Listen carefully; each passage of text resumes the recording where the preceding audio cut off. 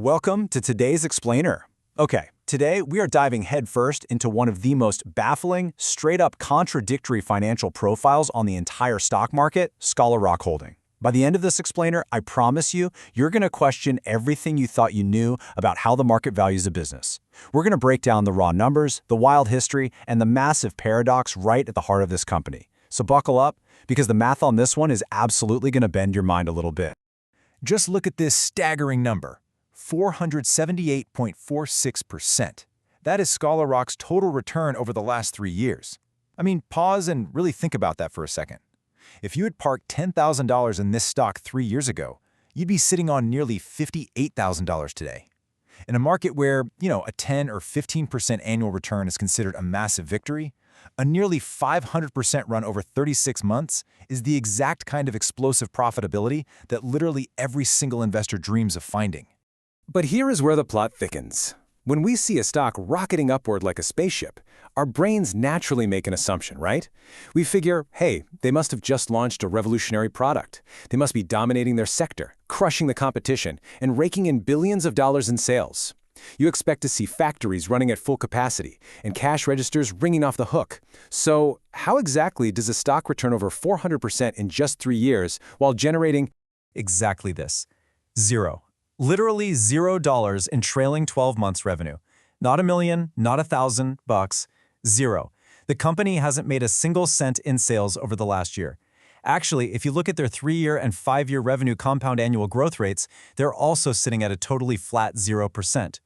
This massively successful stock, which has made its early investors incredibly wealthy, has absolutely no money coming in the door from selling a product or service.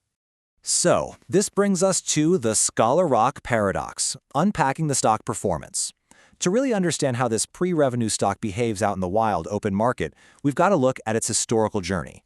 Let's look at the actual timeline because it paints a true picture of SRRK's volatility.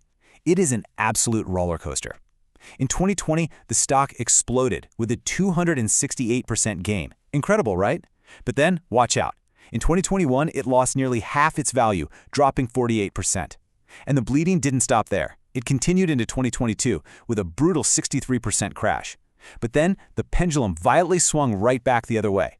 2023 saw a 107% rally, followed by an even bigger 129% surge in 2024. This isn't just a stock, it's a financial tilt-a-whirl. It's driven entirely by sentiment, clinical trial news, and future expectations, rather than steady, predictable quarterly earnings. And yet, despite all that nauseating volatility, and despite the fact that they still have zero revenue, the market has decided right now that SRRK Holding is worth $5.336 billion. Just let that sink in for a moment. A $5.3 billion market cap. There are household-name companies out there, companies selling physical goods you interact with every single day that are valued at less than this pre-revenue entity.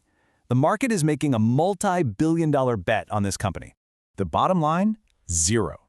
Sure, a $5.3 billion valuation sounds amazing, but let's shift our focus to what's actually happening inside the company's checkbook.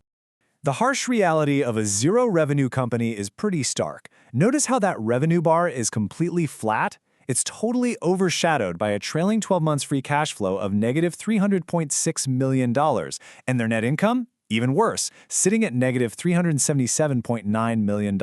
They are burning through nearly $400 million a year, paying top-tier scientists, running incredibly expensive clinical trials, and funding specialized research facilities, with absolutely no money flowing back in to offset those costs. Because of all this, traditional profitability metrics look pretty grim. Their return on invested capital currently sits at a staggering negative 372.12%. Now, for a normal company, an ROIC this deeply negative is basically an immediate death sentence. It would mean management is destroying value at an unprecedented rate.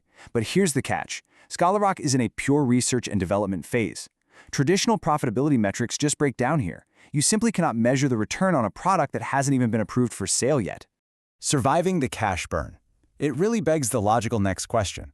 If they are losing almost $400 million every single year with zero revenue, how on earth are the lights still on? Well, the answer lies in their liquidity. Management knows they're burning cash, so they've basically fortified their balance sheet to survive it. Their debt-to-equity ratio is just 0.41, which means they aren't relying on massive bank loans or toxic debt to stay afloat. They're primarily equity-funded. And crucially, both their current ratio and quick ratios sit at a massive 6.95. That current ratio of 695 is their absolute lifeline, holding nearly 7 times more easily accessible cash and short-term assets than short-term liabilities is their armor. This specific metric proves they have secured the massive cash runway they need to endure their severe burn rate without facing imminent bankruptcy. Essentially, they have bought themselves the one thing every biotech company desperately needs: time. Valuation without earnings. So with a massive cash pile, a terrifying cash burn, and zero revenue, how do analysts even begin to assign a fair value price? If you look at standard valuation tools, they basically short-circuit. Scholar Rock's PE ratio is negative 14.08. Their EV to EBITDA ratio is negative 13.23. Their PEG ratio is 0.42. Because the company is generating pure losses rather than earnings, traditional earnings-based valuation models are essentially useless here. You just cannot value Scholar Rock based on what it is doing today. But the wildest contrast has to be the price-to-book ratio, which is trading at a massive 20.52.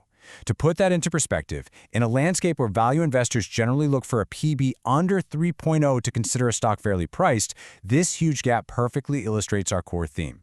Investors are not paying for Scholar Rock's current lab equipment or tangible assets. They are paying a monumental premium for the sheer potential of what Scholar Rock might create tomorrow. They're literally pricing in the possibility of a medical breakthrough. Making sense of Scholar Rock. So how do we bring all these gravity-defying data points together? When we recap the core contradictions, the big picture actually becomes pretty clear. On one hand, you have $0 in revenue completely clashing with a $5.3 billion market cap. You have a bleeding net income of almost negative $380 million, offset by incredibly robust protective cash reserves. Traditional valuation metrics entirely fail, replaced instead by the market's high belief in the company's future potential. Scholar Rock isn't a value stock, it is the ultimate high-risk, high-reward paradigm of the modern stock market. Which leaves us with this final burning thought. When you look at the raw data, you have to ask yourself, is a $5.3 billion valuation truly justified by zero revenue and massive cash burn? Or is this simply a multi-billion-dollar bet on a potentially lucrative, world-changing future? It really forces us to rethink how we value potential versus present reality. Thank you so much for joining me for this explainer. Keep asking the hard questions, and I'll see you in the next one.